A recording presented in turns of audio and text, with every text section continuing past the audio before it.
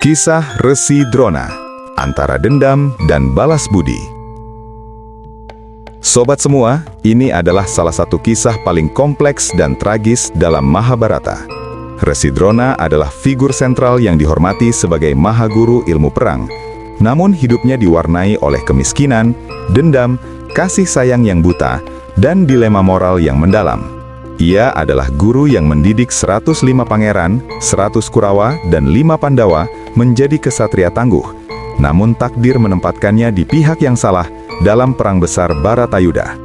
Berikut adalah kisah perjalanan hidup sang Mahaguru Drona.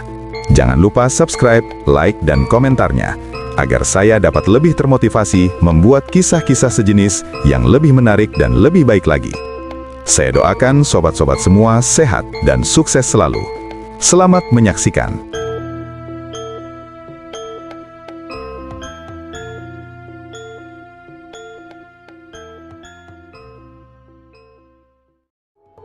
Diceritakan seorang resi bernama Resi Bharadwaja hendak melakukan penyucian diri di tepi sungai Gangga.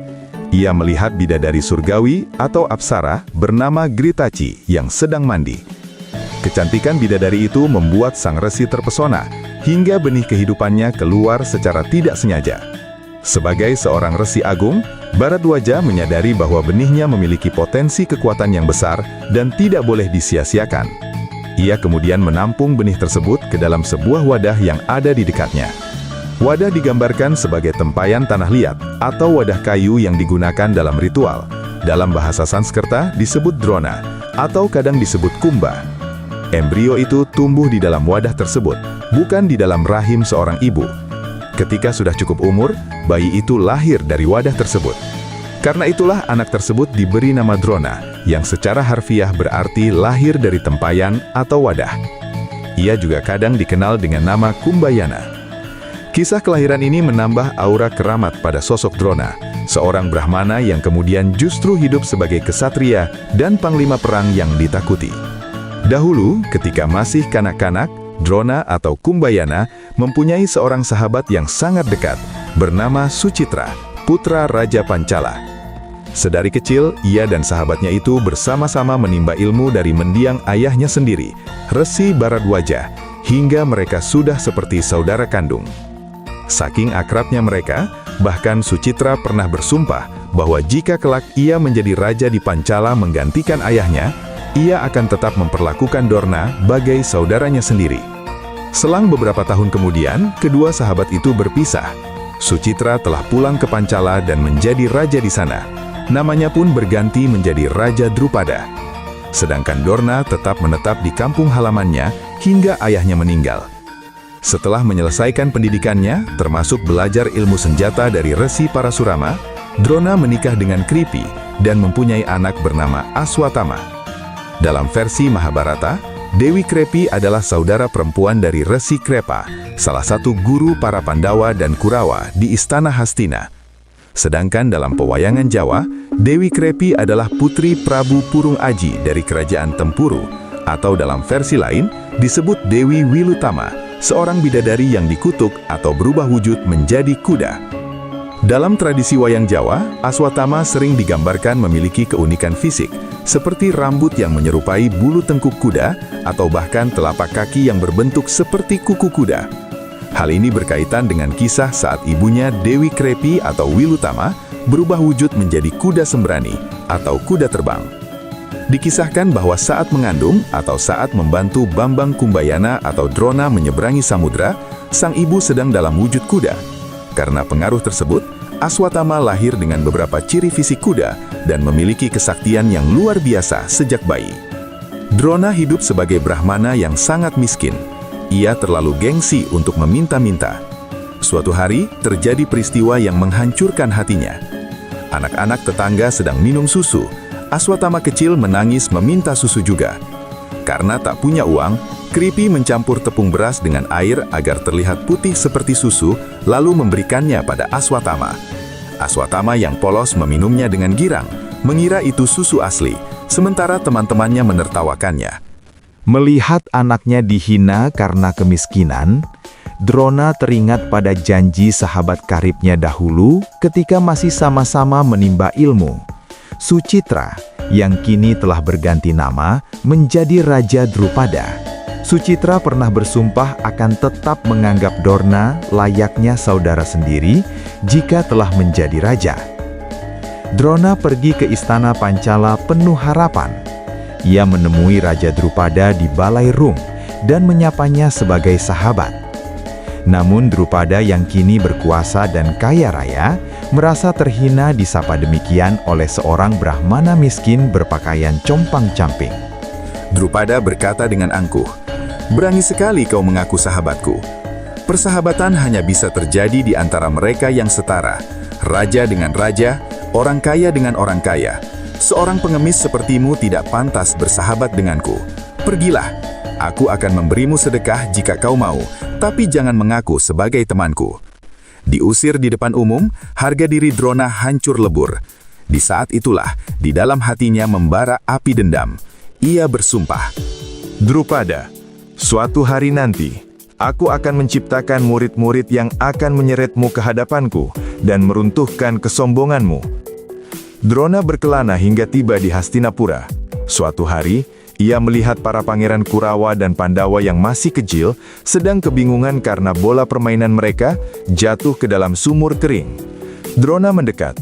Dengan menggunakan mantranya, ia melemparkan sehelai rumput tajam ke dalam sumur yang menancap pada bola itu.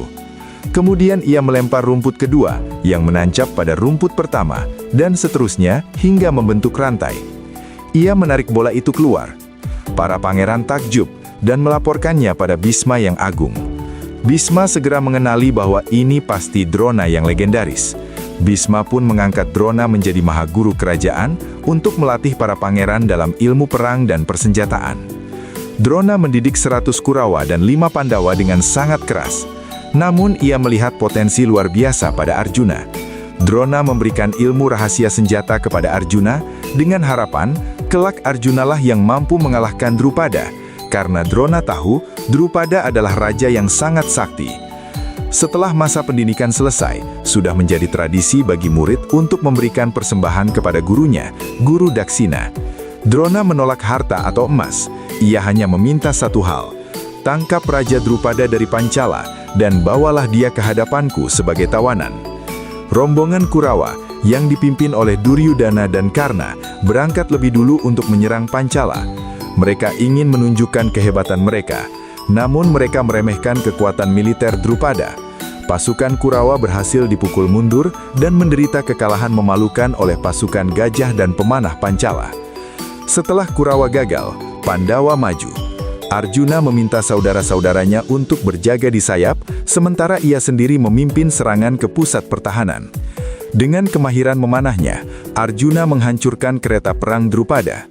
Dalam duel yang sengit, Arjuna berhasil melompat ke kereta Drupada, melumpuhkannya, dan meringkusnya hidup-hidup. Sesuai perintah gurunya, Arjuna membawa Drupada yang terikat ke hadapan Resi Drona. Saat Drupada berlutut di hadapannya, Drona berkata dengan nada menyindir yang mengulang kata-kata Drupada dulu, "Sekarang kita setara, engkau adalah raja, dan aku pun sekarang menguasai kerajaanmu. Karena engkau bilang persahabatan hanya bisa terjalin di antara orang yang setara, maka mari kita berteman kembali." Drona menuntut janji Drupada, yaitu membagi 2 kerajaan. Drona mengambil setengah wilayah Pancala atau Pancala Utara dengan ibu kota Ahicatra untuk ia kuasai sendiri. Meskipun Drona merasa dendamnya terbalas, tindakan ini justru menanam benih dendam baru di hati Drupada. Drupada merasa sangat dipermalukan karena dikalahkan oleh murid Drona. Ia kemudian melakukan upacara api suci putra Kamestiatnya untuk memohon kelahiran seorang putra yang bisa membunuh Drona dan seorang putri yang akan menikah ke keluarga Pandawa. Dari api itulah lahir Drestadiumna yang nantinya membunuh Drona di perang Baratayuda dan Dewi Drupadi yang nantinya diperistri oleh Yudhistira, kakak tertua dari Pandawa.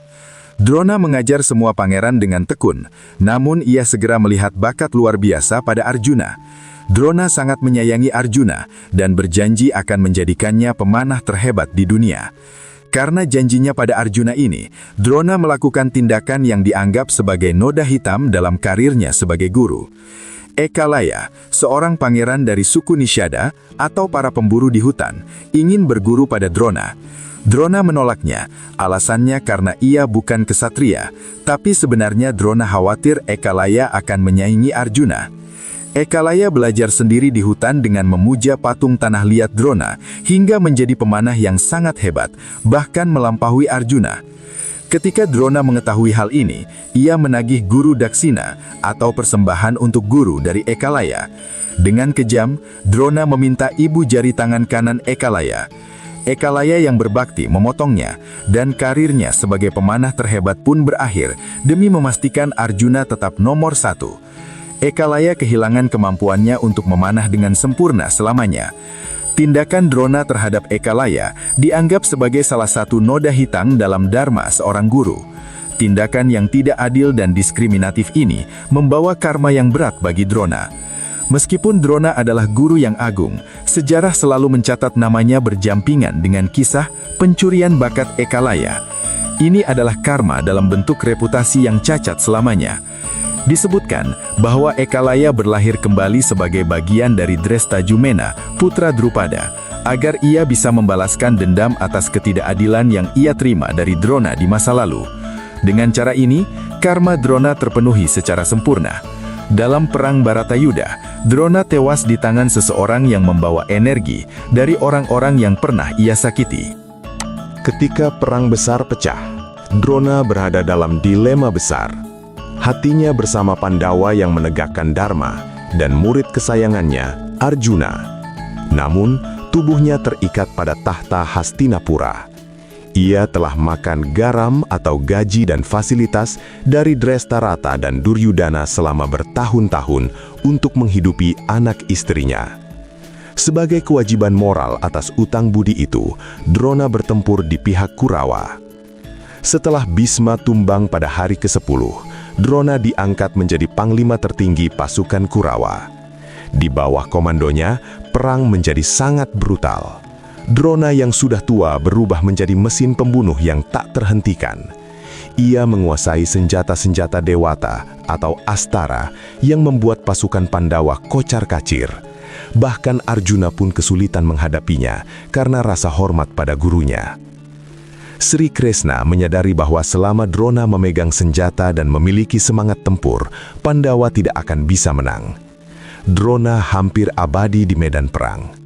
Kresna tahu satu-satunya kelemahan Drona, kasih sayangnya yang berlebihan pada putranya, Aswatama. Kresna menyusun siasat licik, tipu muslihat demi dharma. Bima diperintahkan membunuh seekor gajah perang bernama Aswatama. Setelah membunuhnya, Bima berteriak sekeras-kerasnya di dekat Drona. Aswatama telah mati. Drona terguncang, tapi ia tidak sepenuhnya percaya pada Bima yang sering berbohong demi strategi. Drona tahu hanya satu orang yang tidak pernah berbohong seumur hidupnya, Yudhistira. Drona mendekati Yudhistira dan bertanya, "Benarkah Aswatama putraku mati?" Atas desakan Kresna bahwa kadang kebohongan kecil diperlukan demi kebaikan yang lebih besar, Yudhistira menjawab dengan keras, "Aswatama telah mati." Lalu ia berbisik pelan, "Gajah itu," yang tenggelam oleh suara trompet perang. Mendengar konfirmasi dari Yudhistira, semangat hidup Drona hancur seketika. Ia menjatuhkan semua senjatanya di tengah medan perang. Ia duduk bersila di atas keretanya dan mulai bermeditasi, melepaskan jiwanya dari tubuhnya untuk menyusul anaknya. Saat Drona sedang bermeditasi tanpa senjata itulah, Drestajumna, putra Drupada, yang memang lahir untuk membunuh Drona, melompat ke atas kereta Drona, menjambak rambut uban sang resi dan memenggal kepalanya dengan pedang. Gugurlah Resi Drona, sang mahaguru yang hidupnya terombang-ambing antara kemiskinan, harga diri, kewajiban, dan kasih sayang yang membutakan. Sosok Resi Drona dalam Wiracarita Mahabharata adalah karakter yang sangat kompleks. Ia bukan tokoh jahat murni, namun juga bukan tokoh suci tanpa celah. Melalui perjalanan hidupnya dari seorang Brahmana miskin hingga menjadi panglima perang, kita dapat memetik banyak pelajaran moral yang mendalam. Drona menghabiskan sebagian besar hidupnya untuk membalas penghinaan Raja Drupada. Dari sini kita dapat memetik pelajaran bahwa dendam yang dipelihara hanya akan menghasilkan kehancuran bagi diri sendiri dan orang lain, menciptakan dendam baru yang tak berujung. Ketenangan sejati datang dari memaafkan, bukan dari kemenangan atas musuh.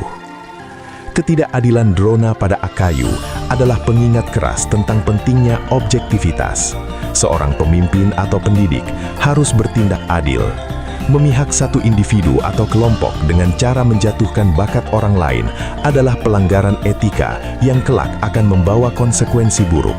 Seorang guru bukan hanya pemberi ilmu, tapi juga cermin dari keadilan. Drona tahu bahwa Kurawa berada di pihak yang salah, namun ia tetap berperang membela mereka karena merasa berhutang budi pada perlindungan dan gaji yang diberikan oleh kerajaan Hastinapura. Integritas dan kebenaran seharusnya berada di atas hutang budi materi. Membela kesalahan karena merasa berhutang budi adalah bentuk pengkhianatan terhadap hati nurani dan kebenaran itu sendiri. Terlepas dari kekurangannya, Drona adalah sosok yang sangat disiplin dan berdedikasi dalam profesinya sebagai guru. Tanpa bimbingannya, Pandawa tidak akan pernah menjadi kesatria yang tak tertandingi. Dedikasi pada tugas dan keahlian, profesionalisme adalah kunci untuk menghasilkan karya atau generasi yang unggul. Sekian sobat semua, semoga tayangan ini bermanfaat. Sampai jumpa di kisah-kisah wayang selanjutnya. Jangan lupa subscribe, like, dan komentarnya, serta bunyikan lonceng agar sobat semua mendapatkan notifikasi video-video saya selanjutnya. Salam.